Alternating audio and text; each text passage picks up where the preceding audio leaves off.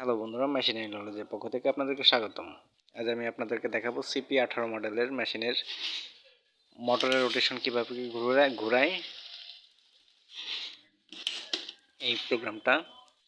এটাকে ঘুরাইতে হইলে মেশিনটাকে অফ করে মেশিনের আই বাটনটাকে চেপে ধরে অন করতে হবে। অন করার পর সাথে সাথে ছাড়া যাবে না, এটা টিক করে একটা সাউন্ড হবে। এই সাউন্ড করার পর আমাদেরকে 75 নাম্বার প্রোগ্রামে আসতে হবে।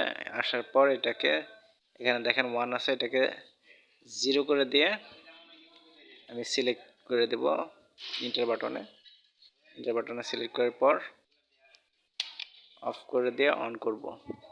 দেখেন মেশিন এখন আমার কাপড়টা উল্টা দিকে টানবে, উল্টা দিকে ঘুরবে। এই দেখেন রোটেশন ঘুরে গেছে, মেশিন উল্টা দিকে ঘুরতেছে,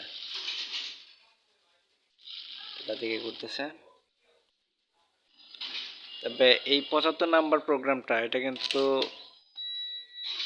আনতে হলে ওই টিট করে সাউন্ড এটা করতে হবে। আবার মোটরের রোটেশনটা আমি ঘোরাবো। এখন মেশিন অফ করে অন করার জন্য আই বাটন চেপে ধরে সাউন্ড করার পর ছাড়ার পর দেখেন 75 নাম্বার আনছি এনে এটাকে আবার অন করে দিয়ে ইন্টার বাটন চেপে দিয়ে অফ করে দিলাম। কিন্তু এই যে দেখেন আমার রোটেশন ঘুরাইলাম, অন করব।